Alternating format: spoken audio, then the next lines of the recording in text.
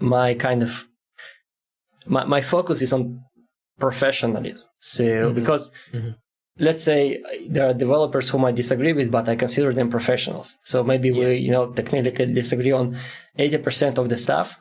Sure. But I want to understand how they think about these things, not exactly which frameworks, which languages they use. That's maybe less important, but I do want to understand their perspective, how they approach problems and these kind of things, because I find that, as I go through my career and as I learn more and as I develop one project after another, I see a lot of code written and a lot of projects written by other developers. Yeah. And so... more and more, I lose faith in the idea that there's one way to do it right. Yeah. So there are multiple ways, of course, but there are also many more ways to do it wrong. Yes. And I'm really curious how people look at that and what makes some developers choose the better approaches as compared to others. Is it like because they know better? Is it like because they're more talented and maybe their IQ is higher? Or maybe is it just because, they reside in some place, maybe even geographically, where like there is some kind of a cultural drive for excellence and stuff. So I'm really curious about that. I would like to explore this topic to understand how people approach problems. And maybe sometime, for years I wanted to write a book about something. Okay. And so I constantly think about, I need to write a book. I want to kind of capture my knowledge in some tangible form. Right.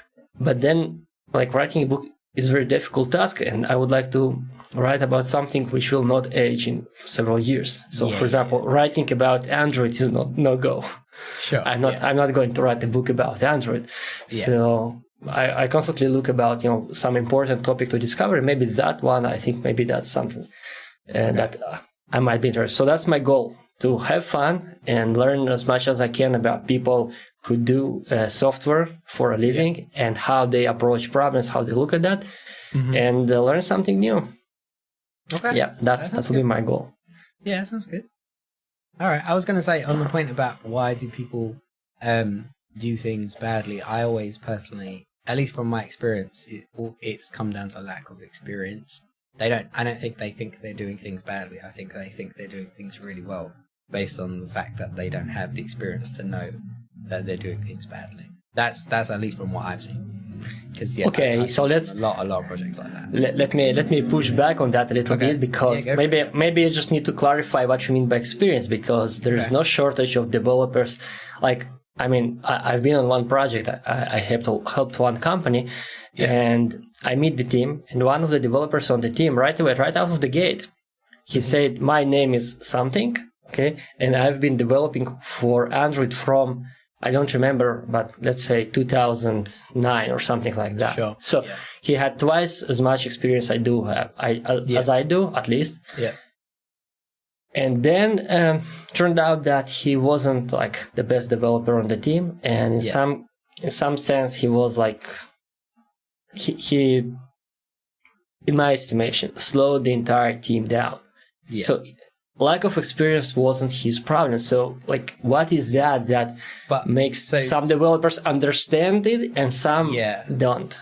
So, see, I would still say that that's lack of experience based on the fact that if you've been doing Android, let's say, or any technology, it doesn't have to be Android, from 2009, right? So as we record this, that's like 13 years, and you still do things badly, personally, I would say you're not experienced enough. And the reason is because I don't feel like it comes down to time. It's like, let's say if I start a job in 2009 and I've been there for, let's say I've done one job the entire time, and when I got there, I didn't know a lot, and I learned from the other developers, and within 3 years, I was the lead developer, but I'm only ever working on this project, and I don't go home and learn anything else, and I don't follow blogs, and I don't follow YouTube channels, then I think everything I know is great. I'm the lead developer on this project, I'm in charge, and I've been doing it for 13 years. And then they would go to another company and realize like, oh crap, like how I do things, nobody does this anymore.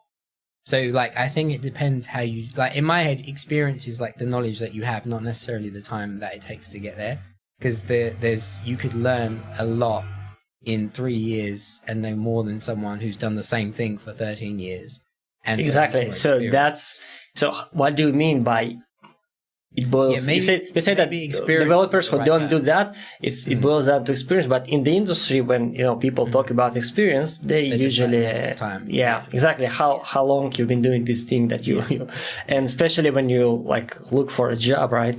Your experience is just your tenure at some company. Yes. No one cares. I mean, good interviewers, they will care. They will ask you about exactly what you've been doing at that company. And then it turns out that you worked at some huge FANG company, right? On a huge team, and you was responsible for 3 buttons, and that was your job for 2 years. Optimizing the conversion of 3 buttons, which is important, but for a startup looking for someone who can bootstrap their entire product, that's not exactly a very good qualification, even though you worked at FANG. So what would you say about the experience? What do you mean by experience then?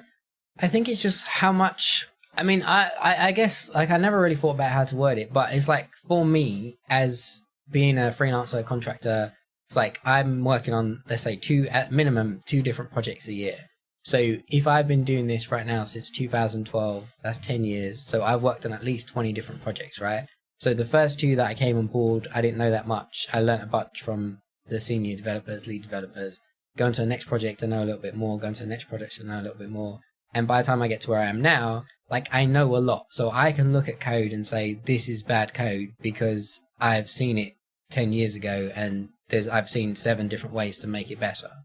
And I think it's not necessary. I think experience is just how much exposure you have to different things and different ways of working. And I think if you get stuck in one place for a long time, you don't have the opportunity to do that unless you do it for yourself.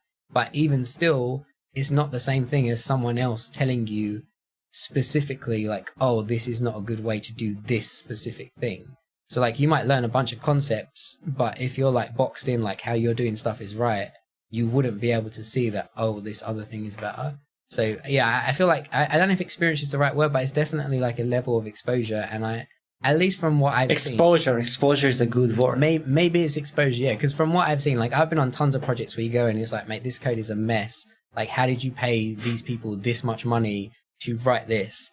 And I think that's because I've had enough exposure to know, there's 10 different ways to do this better. This one's faster. This one's the proper way to do it.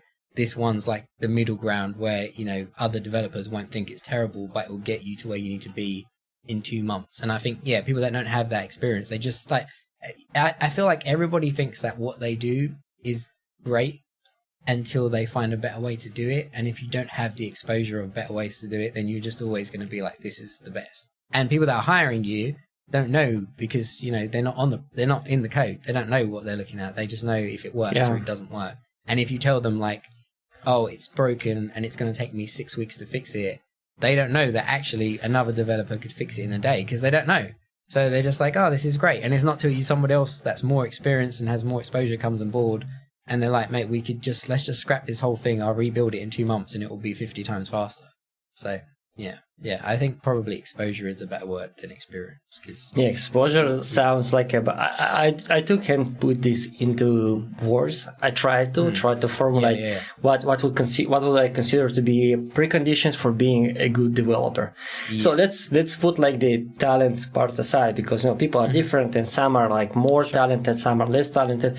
But in general, I think most people whom I met, they could be much better than they are right now. Regardless of, not everyone can be some rockstar Jake Wharton level of developer, but everyone can improve. And some people just don't improve. They work, as you said, they work maybe on the same project. And exposure is a very interesting way to put it in my estimation because when you get all these feedbacks, when you get different perspectives, then you learn. But if you just get one perspective, you start your role, and maybe even it's a good perspective. It's also a problem, right? Developers who joined, that was it's not the problem exactly. Problem is not the problem. But my first team, the first team where I worked was absolutely amazing, and I had great manager. And somehow I assumed that that's the standard in the industry. So my second job was absolute disaster. I was guys, like, what's going on here? We're 5 developers working on something that really one developer should work on. Like, why there are 5 of us? Yeah. So, I mean, like, you need to have exactly like exposure to different levels of good and bad practices. Yeah. And then you can decide for yourself. That's a very good word, exposure. Yeah. So what will be the good? You asked me, but Yeah, what will be the good ways, in your opinion, for someone to get exposure to, let's say, more? Let's put aside the good or bad because it's a very subjective understanding. Yeah. But someone who looks to get more exposure to improve, what will be the good ways? I mean, for me, the number one way is to work on, as like the reason I like doing freelancing is because of the amount of exposure you get to all different projects. Like you could take, at the UK, if you do a contract, let's say the minimum length is 3 months. If you did 4 contracts a year, that's 4 different projects that you've worked on with probably 10 different developers. Is it like some kind of law, a rule that a minimal duration of contract is 3 months? No, it's like I've done contracts that are literally like 2 weeks because they just want me to cover someone's holiday. But generally speaking, like a minimum length of a contract, generally speaking, would be 3 months. Average is like 6.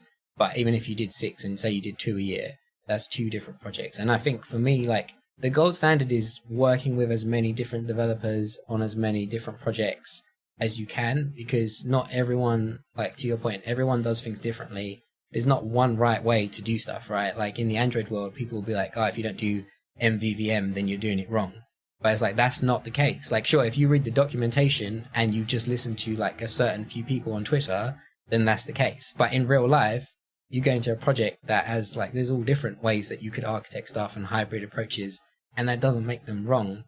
But you need that exposure to know that. And I think if you're in a job and you don't have the opportunity to do that, then I think the next best thing is like just write your own stuff and open source it and like ask people for feedback, or make pull requests on other people's projects and let them like PRs are a great way to get feedback, because you can get like, speaking for myself, I've been doing this for 10 years. I could get someone who's been doing it for 1 year, write a comment on my PR, and I'll be like, oh yeah, I never thought of that. Exactly. And so it's like you need all those different feedback. So like for me, it's any different way you can get it. And then if you don't want to do that, then go and watch some YouTube videos about ways to do stuff. But don't just watch one. Go and watch the YouTube video that says MVVM is the only way to do things, and then go watch the YouTube video that says MVVM is the worst, and then see the pros and cons and then form an opinion. And then you could take it to your project and be like, hey guys, have you thought about doing this? And like for me, the gold standard is you need to be doing it in real life, working on different projects, working with different people. But if that's not possible, then you just need to find the best way, like the most ways you can get exposure. So I will ask you a provocative question, very provocative question. Yeah.